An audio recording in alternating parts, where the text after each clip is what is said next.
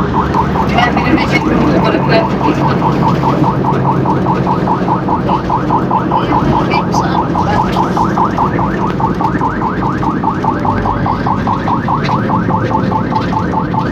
Guys, magandang ano sa inyo. So, ngayon, September 30 na. 3:40 AM na. Gusto ko sabihin sa inyo guys na hindi ko na makakapag-upload ng mga videos ko kasi ngayon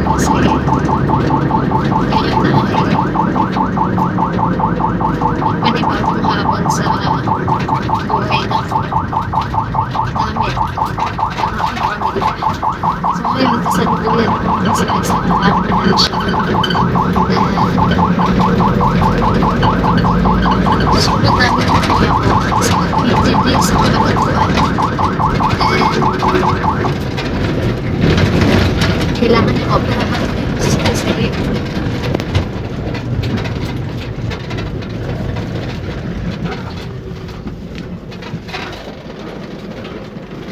yun na. Ilang araw niya na itong inilistan. Wala nung nag-stick na siya. Dito na kami. Guys, dyan daw tayo maghihintay. And tignan nyo naman, may mga taong natutulog dyan sa gilid ng kalsada kasi wala silang choice. Hindi sila pwedeng pumasok. Isa lang ang pwede. Pwede ka rin.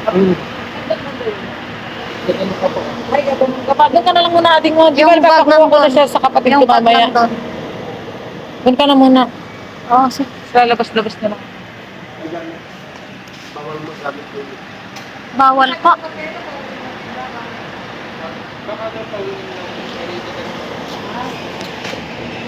Doon ka na muna nga, Rad. Kasi nga, ising daw yung pasyente. Eh, kanina daw nanglabo yung mata niya eh. Yun nga, kaya nga sabi, i-refer naman na yung palit. Yun nga sabi kasi, kaya tinanggap ko. Hindi naman ipo-forward dito ni Doktora siguro. Oo, kung hindi nga, Ay, kaya rin sa kanina. Oo, ano ba?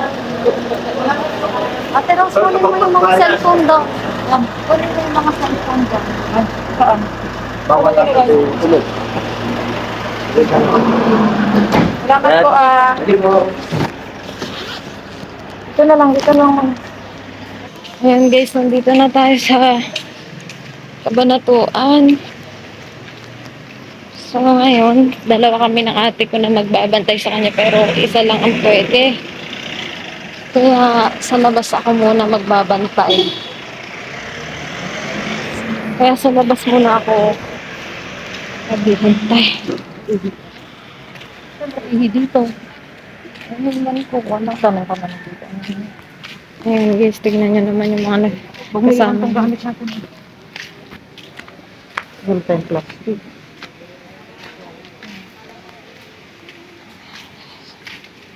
Grabe, nakakaawa yung mga kasama ng mga nagbabantay. Baka merong may-ari niya. Hindi nag-uusap. So yun guys, dito ako magbabantay. Maghihintay. Tubig? May tao dito kuya? Ay, umalis pa. Ikaw ka na lang muna. Oo. Ay, i-chat mo ka. Oo, labas-labas ka lang kapag ano. No, kasi malolobat na din ako. Ay, siya ng ate ko. Iiwan niya na ako dito. And may mga kasama naman ako dito. Ayan guys. So, yan lang. Oh, ako malamok yan. Ah.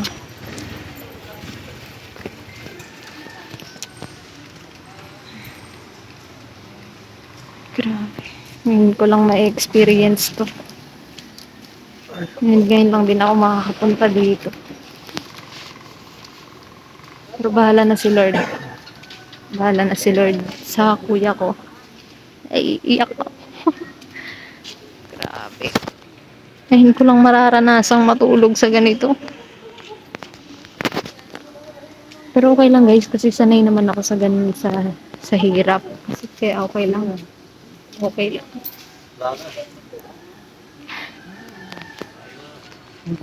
So yun, umalis na yung ambulansya. Naputol yung video ko kanina kasi paalis na sila. Di rin ako makapag-video kanina kasi nga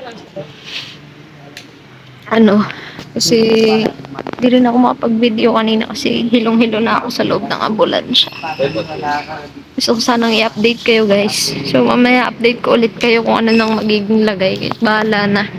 Sige na, bye-bye na.